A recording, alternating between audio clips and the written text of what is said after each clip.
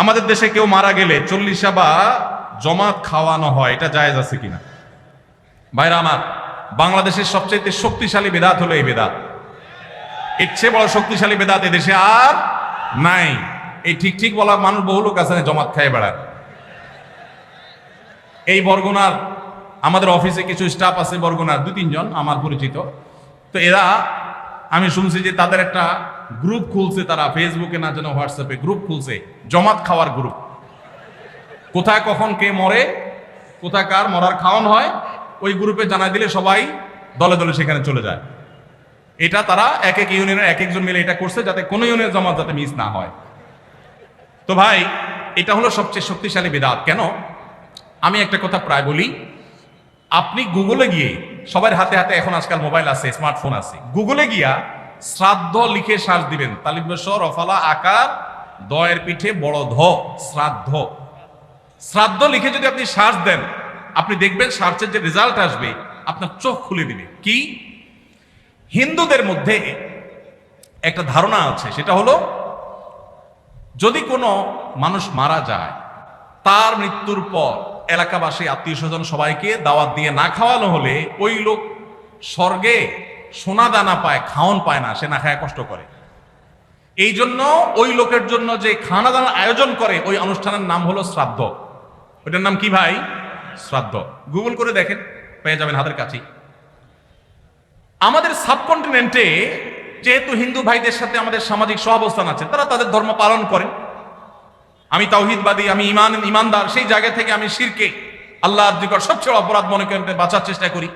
কিন্তু তারটা তিনি করেন, তারটা তিনি করে, এটা তার ব্যাপার। কিন্তু তাদের সাথে মিশার ফলে তাদের অনেক সংস্কৃতি আমাদের মুসলমানদের মধ্যে চলে আসছে, আমরা টেরও পাই নাই। এই যে মানুষ মারা যাওয়ার পরে যে খাওয়ার অনুষ্ঠান মৃত ব্যক্তির ওয়ারিসদের উপরে চাপানো হয়, এটা ওই শ্রাদ্ধ থেকে এসেছে। এটা ইসলামে নাই। ইসলামে আছে উল্টাটা। উল্টা কি?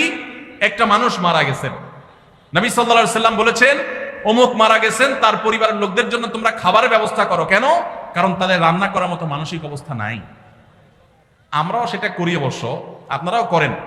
কেউ মারা গেলে তার আত্মীয় স্বজন, তার ছেলে মেয়ে, বউ বাচ্চাদেরকে খাওয়ান দাওয়ান দেন। 2 দিন 3 দিন একটু খাওয়ান টাউন পাঠান, এরপরে 40 দিনের দিন সুদে আসলে একসাথে উঠায় নেন। কি বলেন? খাবার পাঠান গামলায় করে একটু, আর খাওয়ার সময় গোটা গরুটা খেয়ে ফেলেন এলাকার মানুষ। বাপ মারা গেছে, আপনি খুশি না বেজার?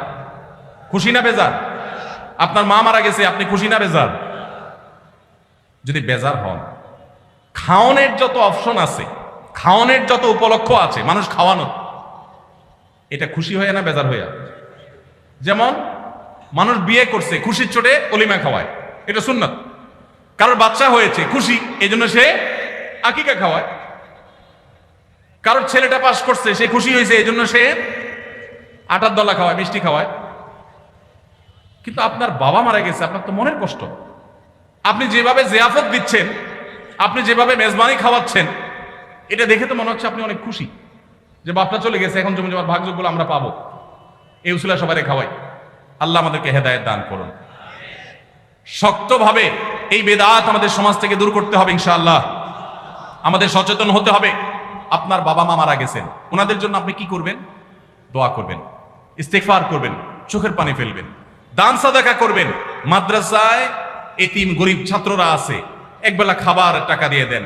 মসজিদে কিছু ইট কিনে দেন, মসজিদের জায়গা কিনবে, সেখানে টাকা দিয়ে দেন।